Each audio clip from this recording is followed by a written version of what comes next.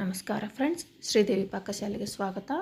ನಾನು ಇಂದು ಗೋಬಿ ಮತ್ತು ಬಟಾಣಿಯನ್ನು ಸೇರಿಸಿ ಒಂದು ಟೇಸ್ಟಿಯಾದ ರೆಸಿಪಿಯನ್ನು ಮಾಡಿ ತೋರಿಸುತ್ತೇನೆ. ಇಲ್ಲಿ ಮೊದಲಿಗೆ ನಾನು ಗೋಬಿಯನ್ನು ಪೂರ್ತಿಯಾಗಿ ಕ್ಲೀನ್ ಮಾಡಿಕೊಂಡು ಈ ರೀತಿ ಸಣ್ಣ ಸಣ್ಣ ಪೀಸ್ಗಳನ್ನಾಗಿ ಮಾಡಿಕೊಂಡು ಅವುಗಳನ್ನು ಬಿಸಿ ನೀರಿನಲ್ಲಿ ಮತ್ತು ಅದರಲ್ಲಿ ಸ್ವಲ್ಪ ಅರಿಶಿನ ಮತ್ತು ಉಪ್ಪನ್ನು ಹಾಕಿ ಅದ್ದಿ ತೆಗೆದಿದ್ದೇನೆ ನೋಡಿ ಫ್ರೆಂಡ್ಸ್. ನಂತರ ಅವು ಪೂರ್ತಿಯಾಗಿ ಡ್ರೈ ಆದ ಮೇಲೆ ಅದಕ್ಕೆ ಅರ್ಧ ಸ್ಪೂನ್ ಧನಿಯಾ ಪುಡಿ, ಅರ್ಧ ಸ್ಪೂನ್ ಗರಂ ಮಸಾಲ, ಸ್ವಲ್ಪ ಉಪ್ಪು ಮತ್ತು 1.5 ಸ್ಪೂನಷ್ಟು ಕಡಲೆ ಹಿಟ್ಟನ್ನು ಹಾಕಿ ಎಲ್ಲವನ್ನು ನೀಟಾಗಿ ಮಿಕ್ಸ್ ಮಾಡಿಕೊಳ್ಳುತ್ತೇನೆ ನೋಡಿ ಫ್ರೆಂಡ್ಸ್. ಈ ರೀತಿ ಮಾಡೋದರಿಂದ ಈ ರೆಸಿಪಿಯ ಟೇಸ್ಟ್ ತುಂಬ ಅದ್ಭುತವಾಗಿ ಬರುತ್ತದೆ.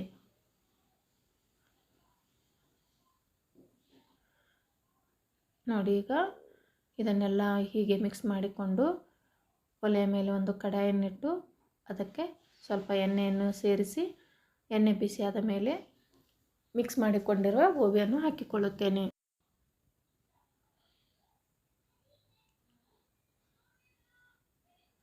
ನೋಡಿ ಫ್ರೆಂಡ್ಸ್, ಇವನ್ನು ಎಣ್ಣೆಗೆ ಹಾಕಿಕೊಂಡ ನಂತರ ಒಂದು ಲೇಯರ್ ಬರುವ ಹಾಗೆ ಇದನ್ನು ಶಾಲೋ ಫ್ರೈ ಮಾಡಿಕೊಳ್ಳಬೇಕು.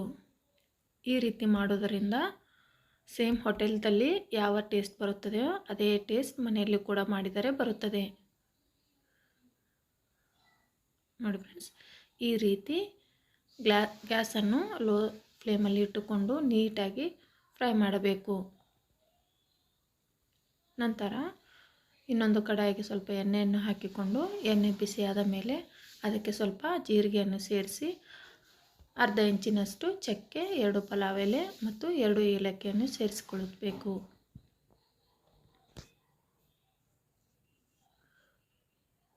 ಸ್ವಲ್ಪ ಎಣ್ಣೆಯಲ್ಲಿ ಇದು ಮಸಾಲೆ ಬಿಟ್ಟ ನಂತರ ಸಣ್ಣದಾಗಿ ಕಟ್ ಮಾಡಿಕೊಂಡಿರುವ 2 ಈರುಳ್ಳಿಯನ್ನು ಹಾಕಿಕೊಳ್ಳುತ್ತೇನೆ ನೋಡಿ ಫ್ರೆಂಡ್ಸ್. ಈರುಳ್ಳಿಯನ್ನು ಎಷ್ಟು ಸಣ್ಣದಾಗಿ ಕಟ್ ಮಾಡಿಕೊಳ್ಳುತ್ತೇವೆಯೋ ಈ ಪಲ್ಯದ ಟೇಸ್ಟ್ ಅಷ್ಟೇ ಚೆನ್ನಾಗಿ ಬರುತ್ತದೆ ನೋಡಿ. ಈಗ ಈರುಳ್ಳಿ ಬಣ್ಣ ಪೂರ್ತಿಯಾಗಿ ಚೇಂಜ್ ಆಗಬೇಕು.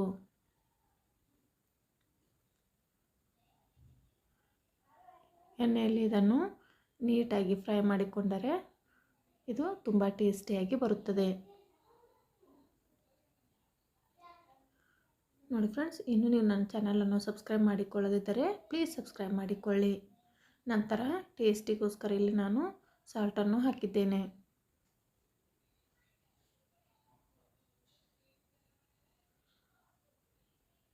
ನಂತರ ಇದಕ್ಕೆ 1 ಗಡ್ಡೆ ಬೆಳ್ಳುಳ್ಳಿ, ಅರ್ಧ ಇಂಚಿನಷ್ಟು ಹಸಿ ಶುಂಠಿ ಮತ್ತು 2 ರಿಂದ 3 ಹಸಿಮೆಣಸಿನಕಾಯಿಯನ್ನು ಕೈಯಿಂದ ಕುಟ್ಟಿ ಈ ರೀತಿ ಪೇಸ್ಟನ್ನು ರೆಡಿ ಮಾಡಿಕೊಂಡಿದ್ದೇನೆ ನೋಡಿ ಫ್ರೆಂಡ್ಸ್. ಇದನ್ನು ಕೂಡ ಎಣ್ಣೆಗೆ ಹಾಕಿಕೊಂಡು ಹಸಿ ವಾಸನೆ ಹೋಗುವವರೆಗೂ ಇದನ್ನು ನೀಟಾಗಿ ಫ್ರೈ ಮಾಡಿಕೊಳ್ಳಬೇಕು. ನಂತರ 2 ಟೊಮೆಟೊವನ್ನು ಈ ರೀತಿ ಮಿಕ್ಸಿ ಮಾಡಿಕೊಂಡಿದ್ದೇನೆ. ಇವೆಲ್ಲವನ್ನು ಎಣ್ಣೆಯಲ್ಲಿ ನೀಟಾಗಿ ಫ್ರೈ ಮಾಡಬೇಕು. ನಂತರ ನಾನಿಲ್ಲಿ 2 ಸ್ಪೂನಷ್ಟು ಮೊಸರಿಗೆ ಅರ್ಧ ಸ್ಪೂನ್ ಧನಿಯಾ ಪುಡಿ, ಅರ್ಧ ಸ್ಪೂನ್ ಗರಂ ಮಸಾಲ ಹಾಕಿ ನೀಟಾಗಿ ಮಿಕ್ಸ್ ಮಾಡಿಕೊಳ್ಳುತ್ತೇನೆ ನೋಡಿ ಫ್ರೆಂಡ್ಸ್. ಈ ರೀತಿ ಮೊಸರಿಗೆ ಇವೆರಡು ಮಸಾಲೆಯನ್ನು ಹಾಕಿ ಚೆನ್ನಾಗಿ ಮಿಕ್ಸ್ ಮಾಡಿಕೊಂಡು ಹಾಕಬೇಕು. ಆವಾಗ ಈ ಪಲ್ಯದ ಟೇಸ್ಟ್ ತುಂಬ ಅದ್ಭುತವಾಗಿ ಬರುತ್ತದೆ ನೋಡಿ ಫ್ರೆಂಡ್ಸ್. ಎಣ್ಣೆಯಲ್ಲಿ ಎಷ್ಟು ನೀಟಾಗಿ ಫ್ರೈ ಮಾಡಿಕೊಳ್ಳುತ್ತೇವೋ ಅಷ್ಟೇ ಟೇಸ್ಟಿಯಾಗಿ ಬರುತ್ತದೆ. ನಂತರ ನಾನು ಇಲ್ಲಿ ಖಾರಕ್ಕನುಸಾರವಾಗಿ ಅರ್ಧ ಸ್ಪೂನಷ್ಟು ಚಿಲ್ಲಿ ಪೌಡ್ರನ್ನು ಸೇರಿಸಿಕೊಂಡಿದ್ದೇನೆ ಮತ್ತು ಸ್ವಲ್ಪ ಅರಿಶಿನವನ್ನು ಹಾಕಿದ್ದೇನೆ.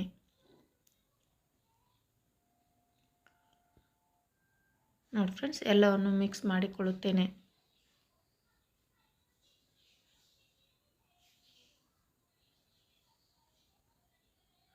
ತಳ ಹತ್ತದ ಹಾಗೆ ನೀಟಾಗಿ ಇದನ್ನು ಮಿಕ್ಸ್ ಮಾಡಿಕೊಳ್ಳಬೇಕು. ನಂತರ ಮೊಸರಿನ ಮಿಶ್ರಣವನ್ನು ಹಾಕಿಕೊಳ್ಳುತ್ತೇನೆ ನೋಡಿ ಫ್ರೆಂಡ್ಸ್. ಇದನ್ನು ಹಾಕುವಾಗ ಗ್ಯಾಸನ್ನು ಆಫ್ ಮಾಡಿದರೂ ಬರುತ್ತದೆ, ಇಲ್ಲ ಪೂರ್ತಿಯಾಗಿ ಲೋ ಸ್ಲಿಮ್ಮಲ್ಲಿ ಇಟ್ಟು ಇದನ್ನು ಹಾಕಿಕೊಂಡು ಚೆನ್ನಾಗಿ ಮಿಕ್ಸ್ ಮಾಡಿಕೊಳ್ಳಬೇಕು. ಈ ರೀತಿ ಮೊಸರನ್ನು ಹಾಕಿ ಮಾಡೋದರಿಂದ ಇದು ಸೇಮ್ ಡಾಬಾದಲ್ಲಿ ಯಾವ ಥರ ಬರುತ್ತದೆ ಟೇಸ್ಟು ಅದೇ ಥರ ಬರುತ್ತದೆ ನೋಡಿ ಫ್ರೆಂಡ್ಸ್. ನಂತರ ಮೊದಲೇ ಫ್ರೈ ಮಾಡಿಕೊಂಡಿರುವ ಗೋಬಿಯನ್ನು ಸೇರಿಸಿ ಅದಕ್ಕೆ 1 ಬೌಲ್ನಷ್ಟು ಬಟಾಣಿಯನ್ನು ಸೇರಿಸುತ್ತೇನೆ. ನಾನು ಇಲ್ಲಿ ಹಿಂದಿನ ದಿನ ರಾತ್ರಿಯೇ ಒಣ ಬಟಾಣಿಯನ್ನು ನೀರಿನಲ್ಲಿ ನೆನೆಯಿಟ್ಟು ಅದನ್ನು 3 ವಿಸಿಲ್ ಕೂಗಿಸಿದ್ದೇನೆ ನೋಡಿ ಫ್ರೆಂಡ್ಸ್. ಇವೆರಡನ್ನು ನೀಟಾಗಿ ಮಸಾಲೆಯಲ್ಲಿ ಮಿಕ್ಸ್ ಮಾಡಿಕೊಳ್ಳಬೇಕು. ನಂತರ ನಾನು ಇಲ್ಲಿ 1 ಕ್ಯಾಪ್ಸಿಕಮನ್ನು ಸ್ವಲ್ಪ ದೊಡ್ಡ ದೊಡ್ಡ ಪೀಸ್ಗಳನ್ನಾಗಿ ಮಾಡಿಕೊಂಡಿರುತ್ತೇನೆ. ಕ್ಯಾಪ್ಸಿಕಮ್ ಇದಕ್ಕೆ ನಿಮಗೆ ಬೇಕಾದರೆ ಹಾಕಿಕೊಳ್ಳಬಹುದು, ಇಲ್ಲವಾದರೆ ಸ್ಕಿಪ್ ಮಾಡಿದರೂ ಕೂಡ ಬರುತ್ತದೆ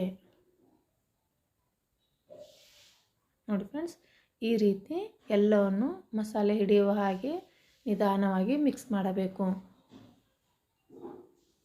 ನಂತರ ಇದಕ್ಕೆ ಸ್ವಲ್ಪ ಬಾಯ್ಲ್ ಆಗಿರುವ ನೀರನ್ನು ಹಾಕಿಕೊಳ್ಳುತ್ತೇನೆ. ಈ ರೀತಿ ಬಿಸಿನೀರನ್ನು ಹಾಕೋದ್ರಿಂದ ಇದು ತುಂಬ ಟೇಸ್ಟಿಯಾಗಿ ಬರುತ್ತದೆ ನೋಡಿ ಫ್ರೆಂಡ್ಸ್. ಗ್ರೇವಿ ನಿಮಗೆ ಯಾವ ಥರ ಬೇಕೋ ಅಷ್ಟು ನೀರನ್ನು ಸೇರಿಸಿ ಚೆನ್ನಾಗಿ ಮಿಕ್ಸ್ ಮಾಡಿಕೊಳ್ಳಬೇಕು. ನಂತರ ಲಿಡ್ಡನ್ನು ಕ್ಲೋಸ್ ಮಾಡಿ 3 ರಿಂದ 4 ನಿಮಿಷಗಳ ಕಾಲ ಇದನ್ನು ಬೇಯಲು ಬಿಡಬೇಕು ನೋಡಿ ಫ್ರೆಂಡ್ಸ್. ಹೋಟೆಲ್ನಲ್ಲಿ ಯಾವ ಥರ ಟೇಸ್ಟ್ ಬರುತ್ತದೆ ಅದೇ ರೀತಿ ಬಂದಿದೆ. ನಂತರ ಫ್ರೆಶ್ ಆಗಿರುವ ಕೊತ್ತಂಬರಿ ಸೊಪ್ಪನ್ನು ಸೇರಿಸಿ ಇನ್ನೊಮ್ಮೆ ಮಿಕ್ಸ್ ಮಾಡಿಕೊಳ್ಳುತ್ತೇನೆ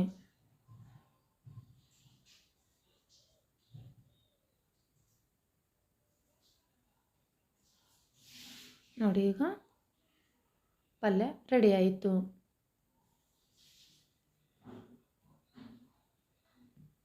ಈ ರೆಸಿಪಿ ನಿಮಗೆ ಇಷ್ಟವಾದರೆ ಪ್ಲೀಸ್ ಒಂದು ಲೈಕ್ ಮಾಡಿ, ಶೇರ್ ಮಾಡಿ, ಕಮೆಂಟ್ ಮಾಡಿ ಮತ್ತು ಇನ್ನೂ ನನ್ನ ಚಾನಲನ್ನು ಸಬ್ಸ್ಕ್ರೈಬ್ ಮಾಡಿಕೊಳ್ಳದಿದ್ದರೆ ಪ್ಲೀಸ್ ಸಬ್ಸ್ಕ್ರೈಬ್ ಮಾಡಿಕೊಳ್ಳಿ.